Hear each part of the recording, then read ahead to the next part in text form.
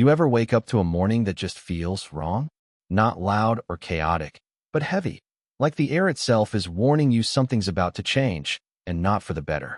That was me, standing on my porch with Scout, my old German shepherd, who was already sniffing the wind, tail up, ears alert. We always did our sunrise walk along the lake. The water, still as glass, picked up the early light, just the way it had for as long as I'd known it. Way before the HOA came in with their rules and their meetings and their infinite supply of courtesy violation letters. See, this patch of land was never just property to me. It was a promise, a slice of peace I'd chased since retiring from the Navy, after all the noise, the orders, the endless moving around. My wife used to joke that the only thing more stubborn than me was the dune running along our shoreline. 80 feet of soft sand, native grass holding it together, a line of wind-blocking pines. I planted myself. Home. Legacy. That's why. The minute I heard the grinding hum of heavy machinery echo across the water, I knew, deep in my bones, something was off. You don't forget the sound of an engine where there shouldn't be one, not when you spent half your life listening for trouble. I followed Scout through the brush, boots crunching on pine needles, every step bringing that gut punch. Sensed that some boundary, natural, personal, sacred, was being crossed. And I was right. Just past the tree line, a backhoe was clawing into the dune. Sand spilled down its teeth. Dump trucks backed up, loaded to the brim. And there, in the middle of it all, was Karen. Real name's Sharon Kimple, but in a place like this, reputation's more important than whatever's on your mailbox. She ran the HOA with the iron grip of a small-town sheriff. Loved to talk about community, beautification, the good of the whole, all while fining folks for the shade of their mailbox or weather. They trimmed the junipers by the curb. I'd kept my distance until she started digging up my shore. I asked her what the hell she thought she was doing.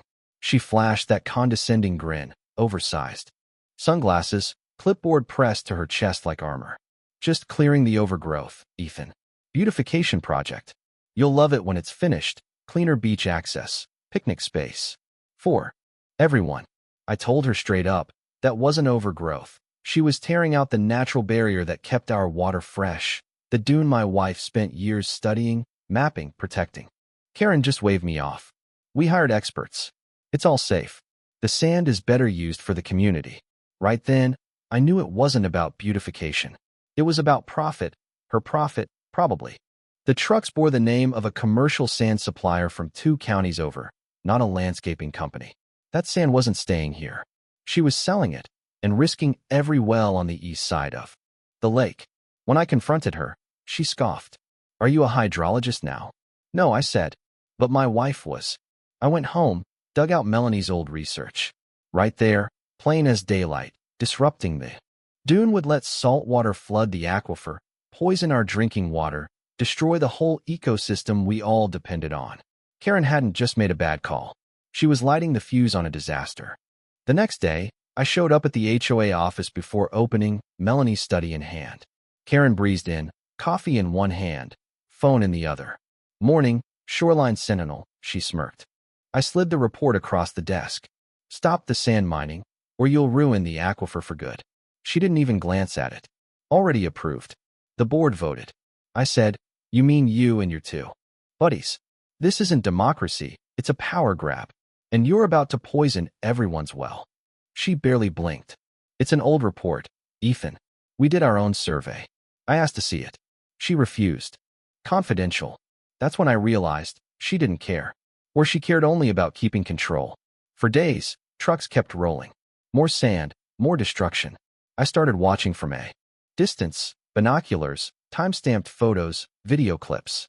Saw out-of-county plates on those trucks. Confirmed my suspicion. Karen had cut a deal. The HOA was selling off our protection for a payout. Still, I wasn't the only one noticing. Calls started coming in. Mrs. Clean, her hydrangeas dying overnight. Water from the tap tasting off. More reports. Sodium spikes. Corroded pipes. Everything changing fast. I sent all my evidence, readings, pictures, Melanie's research, to Karen by certified mail. Her reply? Boilerplate legal threats. All projects comply with state and environmental regulations. Further accusations will require legal counsel present. Translation, back off. So I didn't. I called in an old Navy friend, Jules Mendoza, now head of field operations for the State Water Commission. You got proof? He asked. I did. Send it all. If you're right, this is felony-level environmental negligence. Jules was true to his word.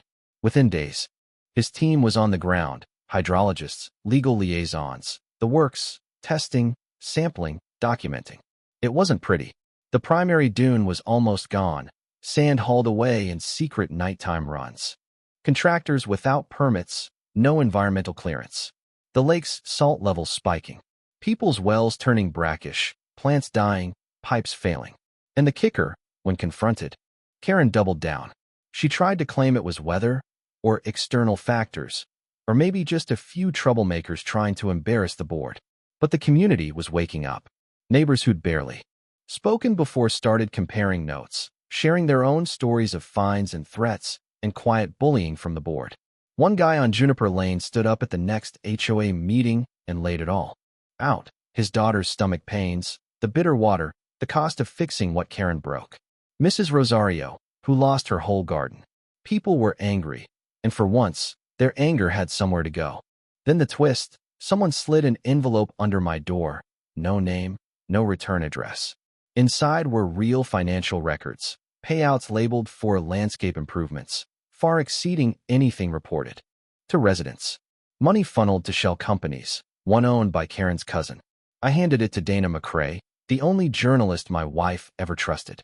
She ran with it. Front page, two-part expose. Quotes, photos, the works. Suddenly, the story wasn't about just water anymore. It was about corruption, lies, power abused. The state issued a cease and desist. County investigators swarmed the neighborhood. Karen tried to spin a tale about climate change, about outside agitators. Nobody bought it. Her allies on the board started jumping ship. One resigned, another claimed ignorance. A third deleted all her social media and vanished. The rest of us, for the first time, started organizing for real. Jules and the state team documented every violation, every missing permit, every email that hinted at cover-ups. Dana aired a segment with side-by-side shots of the shoreline, lush, green before, a barren wasteland after. Karen tried to retaliate. Petty fines, threats, even some anonymous voicemails warning me to let it go. But the neighborhood was done being silent. When the court date came, the courthouse was packed. Residents, lawyers, TV crews. Even a few old-timers who'd never shown up for anything but potlucks. The judge, tough, no nonsense, listened as residents told their stories, as Nora, the lead investigator, explained the science. When it was my turn, I stood up in my wife's old dress coat, held up her report, and told the truth. How Karen didn't just ignore warnings. She sold out the very land that made this place home. The verdict was swift. Full audit. All HOA discretionary funds frozen. Criminal investigation referral. Karen's face turned the color of driftwood, lips tight. All that fake confidence washed away. Outside, people smiled, for real this time. It wasn't over, but it was the first taste of justice. After that, the restoration began.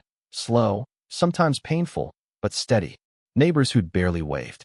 Before we're now digging side by side, replanting native grass, hauling in clean sand. We renamed the rebuilt dune after Melanie. The Melanie Barrier, protected in memory, preserved by community. There was a new sense of connection. People talked, organized, voted. No more closed doors, no more backroom deals.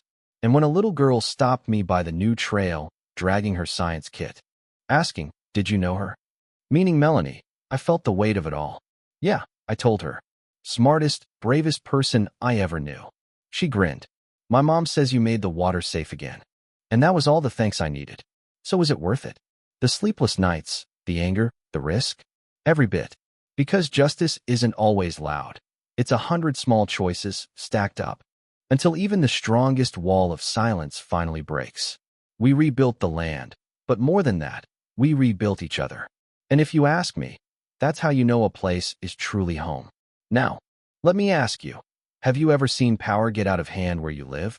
Have you ever had to fight for what's right, even when no one believed you? Drop your stories below.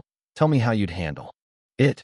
or if you've ever had to rebuild after someone tried to take what mattered most.